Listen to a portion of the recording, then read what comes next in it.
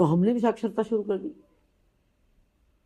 तो हमारे दफ्तर के 4-5 या 3-4 किलोमीटर दूर एक गांव था नीमच खेड़ा। तो नीमच खेड़ा में मेरे को साक्षरता करने भेज दिया 1972। 6 महीने तक मैं उनके पास गई, साक्षरता कितनी आवश्यक है, आप लोग सीखोगे नहीं तो, और काला अक्षर भैंस बराबर, ये सब बकवास मैं उनके साथ करती थी। हाँ जी बहन जी, हाँ बहन जी, आप ठीक फरमा रहे हो, ठीक है बहन, हाँ बहन जी, हुक्म, यूं कर रहे हैं। और फिर मैंने उनके साथ बैठ के एक प्रोजेक्ट बनाया कि हम एक कमरा बनाएंगे, लिटरेसी सेंटर। हाँ बहन जी बनाएंगे। रोज रात को मैं पहुंच जाती थी वहां। फिर मैंने ऑक्सफैम को एक प्रपोजल बना के भेजा 10,000 रुपए का कि एक सेंटर बनाना है, 10,000 रुपए का। उसने सैंक्शन कर दिया। अब मैंने कहा भैया कल से आ जाओ आप लोग, रात को अपन श्रमदान करेंगे और कमरे की नींव खोदेंगे। कोई नहीं आया 6 महीने तक, हाँ हाँ करते रहे, कोई नहीं आया। फिर मैं दूसरे दिन आई, कोई नहीं आया। फिर मेरे को गुस्सा आया। मैंने कहा यार 6 महीने से हाँ जी हाँ जी हाँ जी हाँ जी कर रहे हो, क्या हाँ करेंगे हाँ करेंगे हाँ करेंगे, मैंने ये प्रपोजल बनाया, मैंने पैसे मंगा लिए और तुम आते नहीं हो, ये क्या है। तो फिर उन्होंने मेरे को बैठाया और कहा कि तुम अंधे हो गई, अंधी हो क्या। मैंने कहा अंधी मैं क्यों यार, तुम मतलब क्या, मैं तो तुम्हारे लिए पैसे लाई, अंधी क्यों, कि तुमको दिखता नहीं है क्या, क्या नहीं दिखता, क्या हमारी सबसे पहली जरूरत साक्षरता है क्या। हमने तुम्हें कहा क्या हमको साक्षर बनाओ, तुमको किसने कहा कि हमको साक्षर बनना है। मैंने कहा मोहन सिंह मेहता ने कहा। बाप जी मोहन सिंह मेहता ने कहा, मैं आ गई, एमए करके आई, जर्मनी से आई। मोहन सिंह मेहता ने कहा तो मैं साक्षरता के लिए चली गई, दिल्ली एकदम। तो मैंने कहा प्रॉब्लम क्या है, कहता है तुम देखो प्रॉब्लम क्या है, इस सेंचुरी का शायद सबसे बड़ा सूखा पड़ा हुआ है यहाँ। लेक पैलेस होटल में पैदल जाते थे लोग, एक बूंद पानी नहीं था, कि हमारी औरतें और हम लोग पता नहीं कितने कितने दूर जाते हैं पानी लेने, और तुम्हें पड़ी है कि हम साक्षर बने। अरे क्यों बने साक्षर, किस काम आएगी साक्षरता, और उसके लिए कमरा चाहिए क्या हमको, अगर साक्षर बनना होगा तो पेड़ के नीचे नहीं पढ़ सकते क्या, मंदिर में नहीं पढ़ सकते क्या, फलाने के झोपड़े में नहीं पढ़ सकते क्या। तेरी ऐसी तैसी ऐसे जूते पड़े। तो मैंने कहा 6 महीने पहले क्यों नहीं बोले।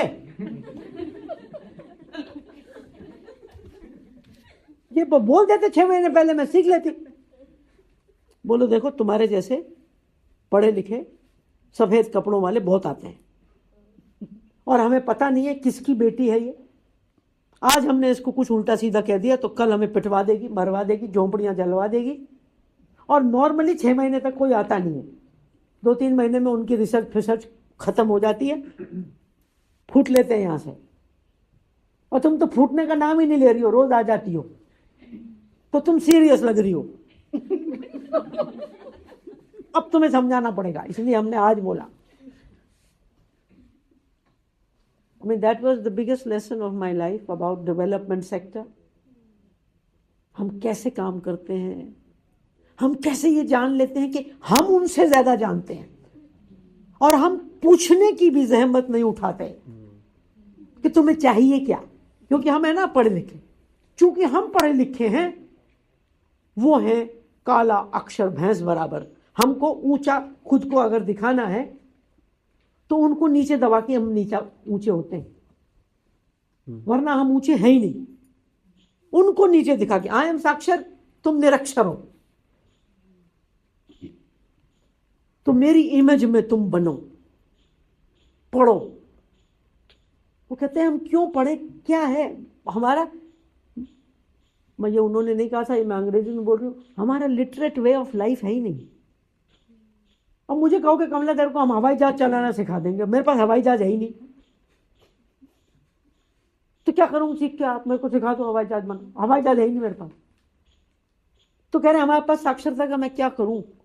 I am talking about 1972। तो क्या चाहिए तुम्हें? अरे कुआं खुदवा दे। तो मैंने जाके कह दिया भाई साहब से, मोहन सिंह मेहता से, भाई साहब मैं आपकी साक्षरता नहीं करूंगा। उनकी पूरी दुकान ही साक्षरता पे चल रही थी, सारी फंडिंग आ रही थी कनाडा से, फलाने से, ठिकाने से। मैंने कहा मैं नहीं कर रही। तो क्या करेगी? मैंने कहा या तो कुआं खोदूंगी या छोड़ के जाऊंगी, कर लो डिसाइड क्या करेगी, कैसे करेगी। मैंने कहा भाई साहब वो कह रहे हैं कुआं खोदो, तो मैं कुआं खोदूंगी उनके साथ। पर तो पैसे आ गए 10,000 रुपया। मैंने कहा लिखूंगी ऑक्सफैम को कि भैया मुझे ऊपर जाने के लिए नहीं चाहिए, मुझे नीचे जाने के लिए पैसा चाहिए।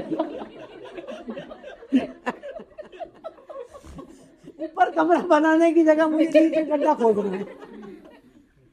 तो मैंने लिखा ऑक्सफैम को। ऑक्सफैम ने कहा ठीक है। मैंने कहा एक कमरे की जगह 2 कुएं खुदवाऊंगी, देख लेना। तो उन्होंने कहा ठीक है 10,000 रुपया इस्तेमाल करो। फिर तय हुआ कि कल शाम से रात को 7 बजे श्रमदान पे आएंगे। 80 घर थे उस गांव में, आदिवासी थे वो सारे।